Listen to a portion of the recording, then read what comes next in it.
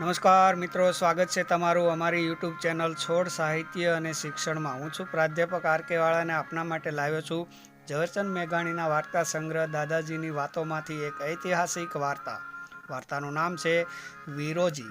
વાર્તાનો પ્રારંભ વિક્રમ રાજાના દરબારથી થાય છે। એક દિવસે રાજા વિક્રમ દરબાર ભરીને બેઠા છે। દરબાર પૂરેપૂરો ભરેલો છે। શૂરવીરો બેઠા છે, કવિઓ દુહા ગાય છે। એવા સમયે આથમણી દિશા તરફથી શિયાળવાનો અવાજ વિયાવ વિયાવ એવો સંભળાય છે। વિક્રમ રાજાની જમણી બાજુ કાળીદાસ પંડિત બેઠા છે। રાજાએ પંડિતને કહ્યું, તમે 3 કાળના જ્ઞાની છો, તો કહો આ શિયાળવાએ તેની ભાષામાં શું કહ્યું? કાળીદાસે આંગળીના વેઢા પર અંગૂઠો મેલી ગણતરી કરવા માંડી અને ડોકું ધૂણાવ્યું। રાજાએ પૂછ્યું, કેમ પંડિત ડોકું ઢૂંઢાયું? કહી નાખો જે હોય તે। મહારાજ, જાનવર બહુ કપરું બોલ્યા। શું કહું? કહેતા જીભ કપાઈ। રાજાએ કહ્યું, ફિકર નહીં, કહી નાખો જે હોય તે। પંડિત બોલ્યા, હે રાજા, જાનવરની વાણી ભાખે છે કે આજથી 3.5 દિવસે રાજા વિક્રમનો દેહ પડશે, એટલે કે મૃત્યુ થશે। રાજા બોલ્યા, સાચું કહો છો? મારા ભાખ્યા ખોટા પડે તો જનોઈના ઠેકાણે ડામ દઉં। વિક્રમ રાજા વાત સાંભળી આનંદમાં આવ્યા અને બોલ્યા, ઓહો, ભલે આવ્યા મરતુક, ભલે આવ્યા ધન્ય ઘડી અને ધન્ય ભાગ્ય કે આવા ઉજળે મોઢે માતાજીના ધામમાં પહોંચી જવાશે। વિક્રમ રાજાએ ખુશીથી ઢંઢેરો પીટાવ્યો કે રાજાએ ખજાનો ખુલ્લો મૂક્યો છે, જેને જે જોઈએ તે લઈ જાય। બીજા દિવસે રાજ્યના લોકો ખજાનો લૂંટવા આવે છે। ઝરૂખે બેઠા બેઠા રાજાજી પોતાના ખજાનાની લૂંટફાટ જુએ છે। ત્રીજે દિવસે સૌને છેલ્લી વખત મળવા રાજા વિક્રમ દરબારમાં હાજર થયા છે। ત્યાં ફરી ઉગમણી દિશામાંથી શિયાળવાનો અવાજ વિયાવ વિયાવ સંભળાય છે। રાજાએ પંડિતને પૂછ્યું, અરે હે કાલિદાસ પંડિત, આજ વળી જાનવર શું બોલી રહ્યા છે? ફરી આંગળીના વેઢા પર અંગૂઠો મૂકી ગણતરી કરી પંડિત બોલ્યા, ખમ્મા ખમ્મા ઉજેણીના ધણીને 92 લાખ માળવાનો આજ રંડાપાથી ઉગરી ગયો। હે મહારાજ, જાનવર બોલે છે કે વિક્રમને 14 મહિનાનું નવું આયખું મળ્યું છે। રાજાને નવાઈ લાગી, 3 દિવસમાંથી 14 મહિના કેવી રીતે થયા? ત્યારે પંડિત બોલ્યા, મહારાજ, 3.5 દિવસ ખજાનો લૂંટાયો, તેના પુણ્યના પ્રતાપે 14 મહિના વધારે જીવતદાન મળ્યું છે। સમય જાય છે। એક દિવસ અડધી રાતે રાજા વિક્રમને ઊંઘ આવતી નથી। આખી ઉજેણી નગરી ભર નીંદરમાં પડી છે। આવા સમયે આવે હે રાજા વિક્રમ, આવે હે માળવાના ધણી, આવે હે પરદુખ ભંજણા એવો વિલાપ થાય છે। રાજા વિક્રમ અંધાર પછેડી ઓઢી નીકળે તો કશું દેખાતું નથી। તેને એમ કે ભણકારા વાગે છે। ફરી મહેલમાં આવતા પાછો વિલાપ સંભળાય છે, આવ રે બાપા વિક્રમ, આવ હે માળવાના ધણી, આવ હે પરદુખ ભંજણા। વિક્રમ રાજા ફરી અવાજની દિશામાં જાય છે, પણ ફરી પાછું કોઈ દેખાતું નથી। તે પાછા ફરવા જાય ત્યાં ફરી વિલાપ સંભળાય છે। વિક્રમ રાજાએ કાન સરવા કરી સાંભળ્યું તો સફરા નદીના સામે કાંઠે આવેલા કાળકા માતાના મંદિરમાંથી અવાજ આવતો હોય એવું તેમને લાગ્યું। વિક્રમ મંદિરમાં જાય છે તો 1.25 મણના ઘીની જ્યોત સળગે છે। માતા કાળકા કોરું ખપ્પર લઈને ઊભા છે, તેની બંને આંખમાં આંસુ છે। વિક્રમ રાજાએ હાથ જોડીને પૂછ્યું, હે માડી, મારા નામનું રુદન મંદિરમાં કોણ કરતું હતું? ખમ્મા ખમ્મા મારા બાપ, એ તો હું કાળકા કરું છું। તું 4 જગની જોગ માયા મારા નામના વિલાપ કરી તો પછી સારા વાટ ક્યાંથી રહેશે માડી? આમ જો બાપ, મારું ખપ્પર ખાલી થઈ ગયા, અને તારા વિના એ ખપ્પર કોણ ભરે? વિક્રમ રાજા બોલ્યા, બોલમાં શું ધરું બાપ? 32 લક્ષણાનું લોહી ગાંડી થામામાં ધરતીને માથે 32 લક્ષણા કાંઈ વેચાતા મળે છે? માતા બોલ્યા, તું પોતે જ છો ને? વાહ વાહ, રૂડું કહ્યું, તૈયાર છું માડી, બોલ, હમણાં જ માથું વધેરી દઉં। માતા બોલ્યા, અરર, 92 લાખ માળવો રાંડી પડે। દુનિયા વાતો કરશે કે કાળકા દેવી નહોતી, ડાકણ હતી। તારું લોહી ન ખપે, પણ ગોહિલવાડના મૂંગી પરનો ધણી સાળ વાહન છે, તેને 4 દીકરા છે, તે ચારેય 32 લક્ષણા છે। તેમાંનો સૌથી નાનો દીકરો વિરોજી તારા માટે માથું આપે એવો છે। ખડખડ હસી વિક્રમ રાજા બોલ્યા, અરે માં, મારા કારણે પારકાના દૂધમલિયા દીકરા ભરખવા કાં ઊભી થઈ? વિરોજી મારા માટે લોહી આપે અને હું ઊભો ઊભો જોઉં ધિક્કાર છે આ જન્માનારે. બાપ વિક્રમ ઘરે જા, તું ધરતીનો ધણી, આભનો થાંભલો, હું પોતે જ વીરોજીને પૂછીશ એમ કહી માતાએ સમળીનું રૂપ લીધું. અને વીરોજી અને રાણી બેઠા હતા તે મહેલમાં પહોંચ્યા અને ઘર કરતો મેડીમાં ઉતારો કર્યો. જાણે ધરતીકંપ થયો હોય એમ મેડી હલી. વીરોજી તીર કામઠું લઈ ઊભા થયા અને પૂછ્યું, તું કોણ છે? સાચું બોલ, નહીતર તીરથી વીંધી નાખું. ખમ્મા ગંગા જળિયાના ગોહિલ, ખમ્મા ખમ્મા બાપ, હું દેવી કાળકા. વીરોજી બોલ્યો, ધન્ય ભાગ અને ધન્ય ઘડી મારા કે ઘરે બેઠા કાળકાના દર્શન થયા, અને ધન્ય ભાગ રાજા વિક્રમના કે બારે પહોર તું જેના બોલે બંધાણી માડી. વીર વિક્રમ ખુશીમાં તો છે ને? બાપ વિક્રમનું તો આજકાલ કાચું પોચું સમજવું, 14 મહિનામાં તેનો દેહ પડશે. વીરોજી બોલ્યા, એકાએક શું કરું? મારું ખપ્પર ઠાલું, મારે 32 લક્ષણાનું લોહી જોવે છે. હે દેવી, દુનિયામાં 32 ખોટ પડી છે કે તું વિક્રમ જેવા આભના થાંભલાને તોડી નાખીશ? બાપ વિરાજી, તું પણ 32 લક્ષણો છો. જો વિક્રમના બદલે લોહી આપે તો વિક્રમ બચે. વાહ માડી, અટાણે જ માથું વિક્રમને અર્પણ કરું છું. માતા બોલ્યા, ઉજેણી બહુ છેટી છે, પહોંચીશ મોડો, લે આ ચપટી ધૂળ. સવારે તળાવમાં ઘોડાને નવડાવી તેના પર ધૂળ નાખજે, ઘોડાને પાંખો આવશે. એમ કહી માતા ફળફળ કરતી ઉડી ગયા.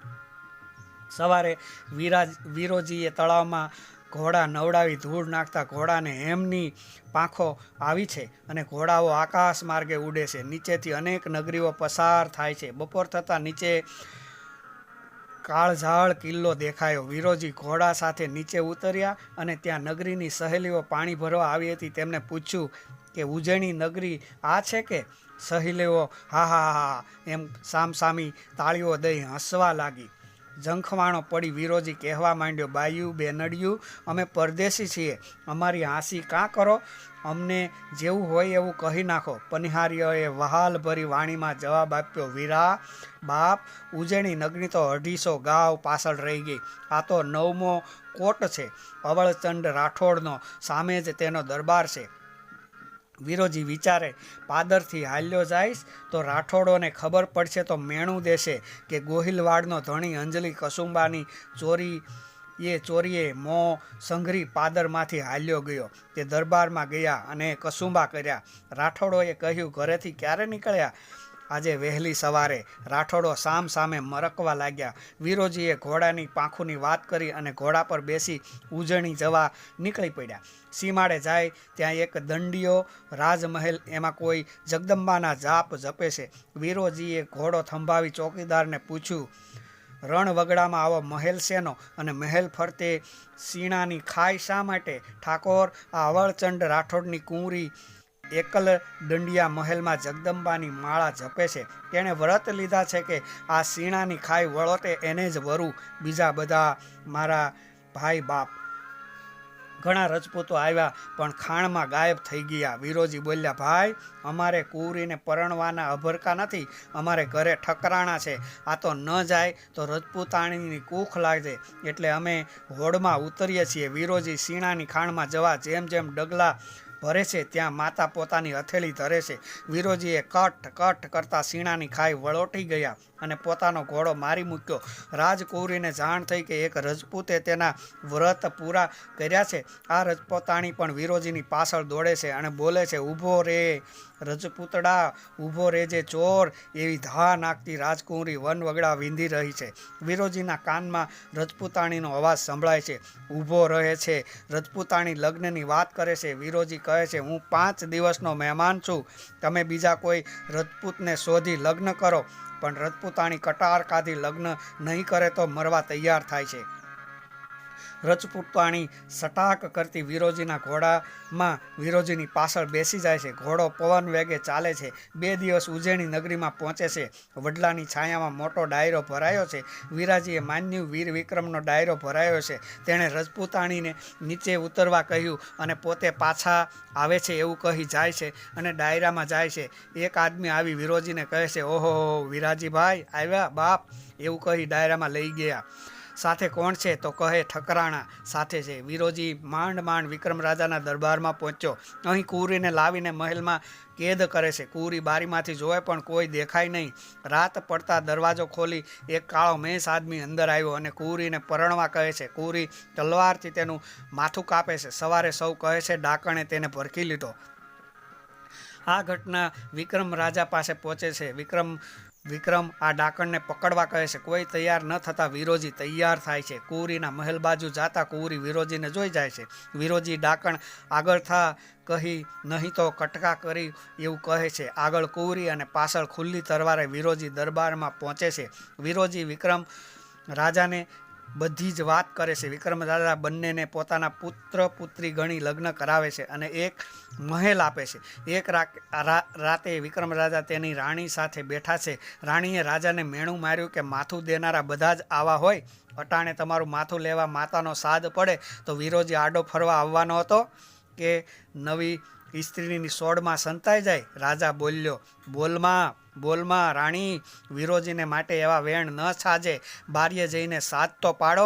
રાણીએ બારીએ જઈને સાદ પાડ્યો. વિરાજી ભાઈ હાજર શું માતાજી? ખોખારો ખાઈ વિરાજીએ અંધારામાં જ જવાબ દીધો. રાણીએ પૂછ્યું, ક્યારથી ચોકી કરો છો? ઉજેણી આવ્યો ત્યારથી. ઘરે નથી ગયા કેમ? ઘરે નથી ગયા કેમ જાવ? રાજાનો વંચિતા તેડા આવે તો બંને રાજા રાણીને માતાના સોગંદ આપી એક રાત ઘરે જઈ આવવા કહ્યું. વિરોજી ઘરે ગયા. પરણ્યા તે દિવસથી રજપૂતાણી રોજ તેની વાટ જુએ અને જગદંબાના જાપ જપે. એક દિવસના સહવાસથી રજપૂતાણીને આશા રહી. 9 મહિને દેવના ચક્ર જેવો દીકરો ઉતર્યો. 2 મહિનાનું બાળક થતાં 20 ભુજાળી આવી પહોંચી. એ બાપ વિરાજી તૈયાર છો? તૈયાર છું માતા. પણ બાપ વિક્રમના રક્ષણહારને મારતા જીવન નથી ઉપડતો. પણ તારો દીકરો પણ 32 લક્ષણો છે, તેને આપીશ? માડી પૂછો જઈને 9 માસ ઉદરમાં વેઠનારીને મારો અધિકાર નથી. માતાએ રજપૂતાણે પૂછ્યું, દીકરી ચૂડલો વહાલો છે કે દીકરો? તે બોલી, માં વિક્રમને જોઈએ તો એકેય નથી વાલા. તારો ચાંદલો ન ભૂસું તો દીકરો આપીશ. માડી કરાર કરવાના ના હોય. ફાવે તે ઉપાડી લેજો. કાલે 2 જણા દીકરો લઈને દેવળે આવજો. બીજા દિવસે દીકરાને નવડાવી બંને મંદિરે પહોંચ્યા. મંદિરમાં માતાની ભેંકાર મૂર્તિ ઊભી હતી. રજપૂતાણીએ બાળક ઝાલ્યું હતું. રજપૂતના હાથમાં ઝળહળતી તલવાર જોઈ બાળક ખિલખિલાટ હસવા લાગ્યું. વિરાજીએ તલવારના એક ઝાટકથી બાળકનું માથું કાપી નાખ્યું. રજપૂતાણીથી આ ન જોવાયું. તે બોલી, ઠાકોર મારો મને પણ મારો. રાજાની આવરદાવત છે. આ લે. ત્યારે એમ કહી વિરાજીએ તલવારના એક ઝાટકે પત્નીનું માથું પણ ધડથી જુદું કર્યું અને બોલ્યા, રજપૂતાણી ધીરી હો, હું એ આવું છું હો માતાજી. રાજાએ લાંબુ આખું દેજો. અમારા રામ રામ એમ કહી પોતાની ડોકે તલવાર ધરી ત્રણેયના શરીર પડ્યા. ત્યાં તો હે માણસ ભરખનારી, હે ડાકણ, ધિક્કાર છે તને, એવી ત્રેવડ દેતો વિક્રમ રાજા પાછળથી હાજર થયો. આ લે ચોથો ભાગ એમ કહીને કટાર પોતાની છાતી પર મારવા કરી. ત્યાં તો માં કરતો કોઈએ હાથ ઝાલ્યો. માતા 16 વર્ષની સુંદરી બની પ્રગટ થયા. પોતાની ચૂંદડીનો છેડો ઓઢાડી ત્રણેયને સજીવન કર્યા અને બોલ્યા, બાપ વિક્રમ, માગ. હું શું માગું માડી? માગે તો આ વિરોજી, જેણે 3 ભોગ ચડાવ્યા. વિરોજી, બાપ માગી લે. વિરોજી બોલ્યો, દેવી હું શું માગું? મારે શી ખોટ છે? મારે માથે વિક્રમનું સત્ર છે. તું જ જેવી 20 ભુજાળી બેઠી છો. પણ જો આપતી હોય તો એટલું જ આપજે. જીવતા જેમ હું મારા ધણીની રક્ષા માટે આગળ પગલાં માંડું છું, તેમ મર્યા પછી પણ તેના નામની આગળ મારું નામ ચાકર બનીને ચાલ્યા કરે.